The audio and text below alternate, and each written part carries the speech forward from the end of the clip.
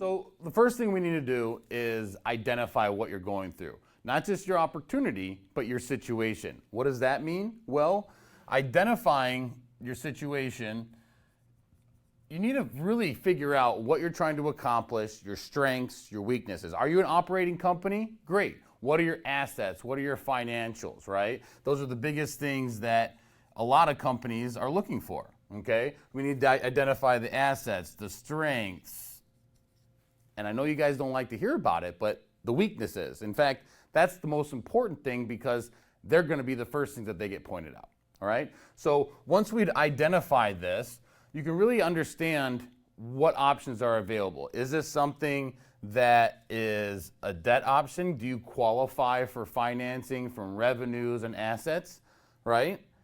Is it equity? Are you not operating yet? I mean, if you don't have revenues, how do you expect to show someone that you can pay this money back, right? This is where we have to get creative. But when getting creative, we also have to provide more information to make them think that the deal is less risky, right? So that they invest. And that's the whole deal there, perception of risk. So we'll touch base on that and what's needed there. Now, if you're a startup, right, and you're identifying your strengths and weaknesses, right? Well, that's going to be something that is even more intensive than both of these because essentially you're looking for funding of something that has not even been established, not anything, right? So the risk is high. So we'll show you what's needed in these items right now, okay? So the first option, right, debt. You're looking at companies generating revenue, right? They're making the money, right? They're already operating. At least I would say most programs, you need to do about $10,000 a month, okay? $10,000 a month, that's not that much. You're looking at $120K a year, small operation. And keep in mind, this isn't just for companies that touch cannabis. This is something that it could be a collaborative company, it could be a logistics. They're having trouble getting funding as well. So take note to that, right? But as long as you're generating revenue, now you have something that someone out there is going to be interested in financing, right? But let's say, what are the other qualities? Well, you have assets, right? You have assets. So when a bank looks at this, they see an operating company, right, that's making money that also has asset. Those are all the normal things a normal bank looks for, right? So if you have these things and the ratios are great, well, that could be a potential option for you, right? But let's face it, not that many companies out there have, the operations that we're looking at right here. They're not generating revenues yet, or maybe they're pre-revenue waiting on an application to be approved and getting their license, right? Well, that's when we talk more about the equity side. Debt funding is very easily obtained, especially if you're a company that's generating at least $10,000 a month in revenues, right? But you won't know that. So let's look at those options. If you're generating cash flow, we can easily get you some non-diluted funding that is focused on your revenues, not anything else. I mean, think about being able to get a loan as if you were a normal company, not giving away your equity, and either using just directly your revenues, your cash flow, if you will, or you're building your assets, your equipment to get a short-term loan to get you to that growth point that you're looking for, that milestone.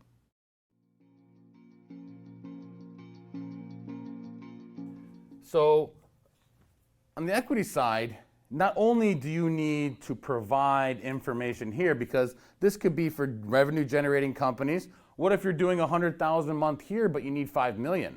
This might only cover a portion of that, right? So it's important that we show everything that's involved, right? On the debt side, if you're not generating revenues yet, you can use pro formas, anticipated things. If you have purchase orders on amounts of harvest that maybe are in months to come, those are sufficient. I mean, think about it. That's a purchase order of revenue basically coming to your company. These are all things you can leverage, but that's all part of that, right? But with equity, there's something that's missing. You have to get beyond the paper, okay? And what do I mean by that? Now we're looking at something that, isn't just the ratios and the assets, everything we talked about here. Now they're going to be really concerned about those weaknesses, right? We've mentioned them over here, right? They're going to be identifying this because when someone invests in your company, they might make a lot of money or they might lose everything, right? So think about what you would want if you wanted to see the information to make an investment. So what we can do there is very simple, and we'll walk you through this process when you start working with us, but really it's about understanding not only the smaller things like the market, right? Everyone has similar markets. Everyone has cannabis, right? The products are pretty close to being the same. What you need to discuss are things like your mission. What makes you different, right? Your management team. Showing all of the experience, right, that you have, your backgrounds, what you guys have done. Maybe instead of just the market conditions, maybe something unique like this dispensary happens to be across the street from a rehab clinic or that provides muscular treatments or PTSD, something that gives it that edge, right? And keep in mind, these are all items that people actually forget to mention when they're applying for funding or even looking about it. They just hand the documents, they hand it to their broker, their investment banker, and just hope that something happens. You can't live on hopium. A lot of people out there are addicted to hopium, hoping that something happens, right? Some of you, though, are pursuing the answers that you guys want. And this is what you can do, right? So you have the financial side. That's not going to change until you actually grow the company. But what you can do better than anybody else is tell them about your company. Why is your management team so good? What is it about your facility? Are you a cultivator that has just someone you fly in from Colorado every year to set everything up for you? Are you someone that just has an innovative lighting solution that is groundbreaking?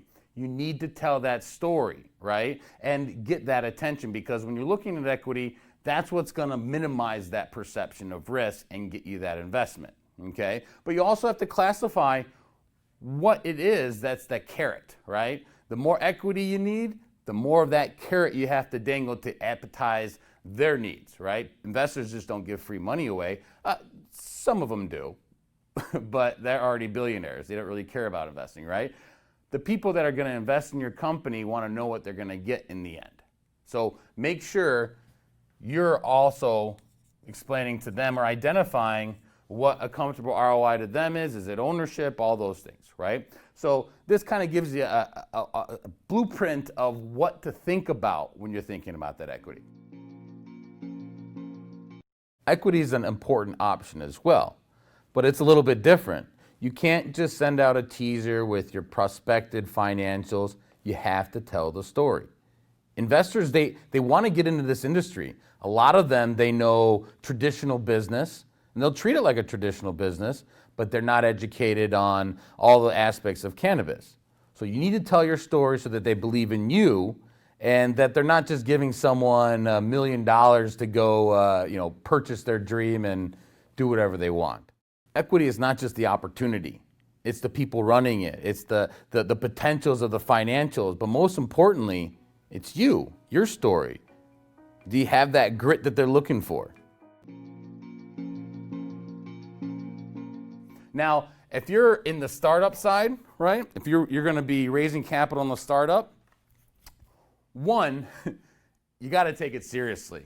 There are so many business plans out there that are junk. There are so many different opportunities that people want, and you really need to diversify away from someone funding your dreams and someone that has an opportunity worth investing in. And there's a big difference, right? In case A, someone that is great background in cannabis, maybe has no other income coming in, sees an opportunity to buy a dispensary but needs someone else's $1 million. On paper, that's going to look like a good deal. Once they find out, no one's going to say yes, right? But that same family that currently operates a dispensary, has an opportunity to buy some, has an income, has a background in cultivation, maybe is the lead person at the dispensary already running it. Now that's someone that has the background, and we can make a story that shows that the risk with that person in the situation B is a lot better. So with the startup, you're gonna, again, go through all of this, right? When you're talking about financing, though, it's gonna be all projected pro forma, right? But when it comes to the actual solution, well, it's really about identifying the minimum that you need. In the startup community, once you get that ball rolling in the cannabis space, it rolls really fast. But the issue is everyone's making snowballs and throwing them down the hill, and no one's preparing for that. So you have to really make sure that you're not just some person saying, oh, it's cannabis, it's hot right now. Stay away from those cliche phrases. Find something unique to yourself and stick to it. Make it your passion and tell that story, because if it's a real product, if it's a startup, people are investing in you and what your process is and the people you know and the potential you have. It's not the cannabis, they're already interested in that. So just keep that in mind, okay? Now, throughout all of this process, it's also important to realize that the dream that you have, the focus, the mission is what the company does, right? If you don't have the financing behind it to support that, well, then you have to show them why. No one's gonna ask for more documents at a certain point. You have one chance, and typically they don't look at it again. So it takes time. It's important to take the time to identify things, no longer the process of, hey, I need funding, here's one option, take it. I hope that was helpful. If you have any other questions, click below. I'll be back in touch with you within 24 hours. We'll figure things out. Allsome Capital. All of us have dreams. Some of us pursue them.